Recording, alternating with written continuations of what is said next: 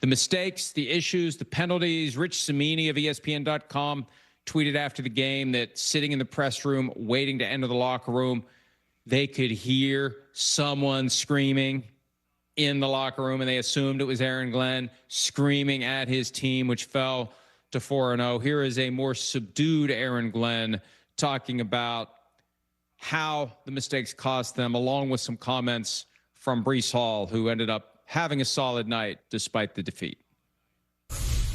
Very disappointing. Very disappointing. And there's no way you can win any game with 13 penalties and 3 turnovers. It just can't happen. But what we have to do is go back to work. We have to go back. That's the only way that we can fix them. Really take a look at these penalties, take a look at these turnovers, and make sure we understand that we have to understand before you can win games, you have to learn how not to lose games. We have to do a better job in that case, and we will. We will. It's just a tale of, 3 out of our 4 losses. Teams will shoot themselves in the foot, then we come back and shoot ourselves in the head. So you can't win if, defensively, if, or offensively, if we're not, converting on 3rd down, if we're not getting us to 3rd and manageables. We're in 2nd and 25, 2nd and 20, 1st and 15, getting stupid, dumb penalties and stuff. So, that's been the frustrating thing. And I don't know how you stop that. I don't know how you coach that, because a certain number of penalties are unavoidable. And if you watch a play closely enough, it seems like something happens on every single snap, whether it's called or not. I know that Bill Belichick is big on coaching the minimization of penalties because that's where the hidden yards are. You have 1st and 15 or 1st and 20. Good luck converting. You've got, shorter field or 1st and 5 or automatic 1st down.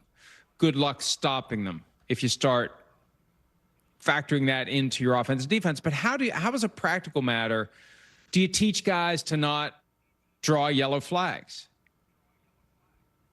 As soon as you said that, I started smiling inside because I thought about the dumb shit we used to do sometimes that would piss you off as a player.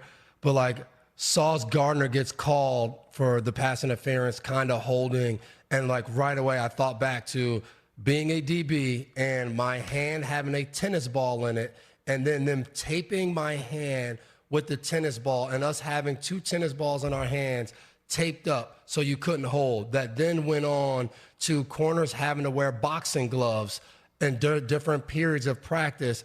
And that's how we were going to stop getting the pass penalties, whether it was pass interference, whether it was holding.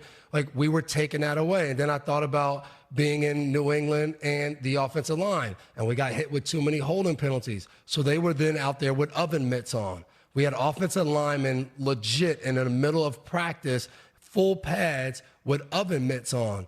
And is that going to stop you from holding in a game? No, you got your hands and you can do it. But the mentality of having to do that, how much as it pisses you off, and all you hear is your coach, he's screaming, it's the fundamentals. If you put your hands where they're supposed to be, you don't have to grab. And doing that over and over again, I think mentally it puts everybody in I can't have a penalty. I can't get called for holding, because if I get called for holding, it's going to make what he's doing the reason why we need to do it, and we're going to keep doing it. And that's what happened. For anything that happened in the game, there was a way to fix it in Bill's mind. If we fumbled the ball, then now he was going to get these balls and he was going to fill them with silicone and all these different things to make them even more slipperier. And then that's how you were going to have to practice. Those are the balls you were going to use. So it was thinking of, how can I make this as hard as possible in practice and do it over and over and over again that would create changes in the game. And sometimes it worked, sometimes it didn't, but I think it was the effort to try to get it changed that helped the guys out if you were having those problems. I'm still trying to envision you with tennis balls taped to your hands. But it's amazing in this high-tech world, the low-tech things that football coaches will try to do to try to make a difference. I'm also curious because I think back to the era early in your career when the Legion of Boom was in their heyday. They said the quiet part out loud a couple of times where their approach was just hold the receivers every play and it overwhelms the system and they're not going to throw a flag every play. Did Belichick ever toy with that kind of strategic breaking of the rules and daring the officials to throw the flag? Because you're not going to be the guy who drops the yellow flag every single snap, because eventually the focus is on you for dropping the flag, not the guy who committed the penalty.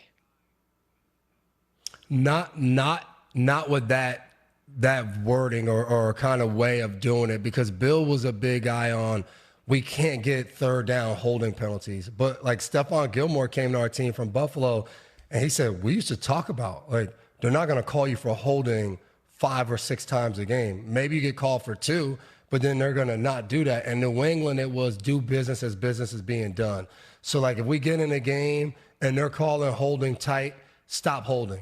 If we get in a game and, hey, illegal contact supposed to be at 5 yards and they're letting us jam at 7 yards, jam your butt off at 7 yards. Like, do what is being allowed from the officials, because, as we know, we talk about all the time, but it depends on what crew. Whenever we went into games, Bill gave us the report and the synopsis of the crew we were getting. Hey, they're heavy in personal fouls. Hey, they're heavy in offensive holding.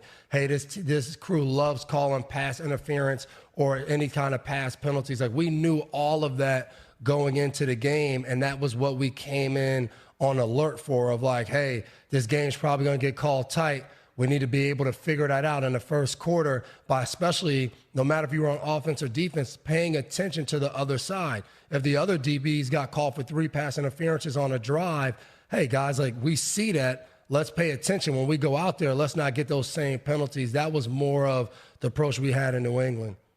It really is amazing. It just highlights the amount of effort and work and planning and creativity and all the different ways that coaches try to engineer and understand every single facet, every single wrinkle, all the way down to trends in officiating, weather, this, that, and all for the chance of having that one key break go your way that you can't control, that you never thought of, that is impossible for anyone to truly engineer. It really is crazy. And it just shows how close so many games are, how exciting the outcomes are. We didn't get one of those last night in either game, though.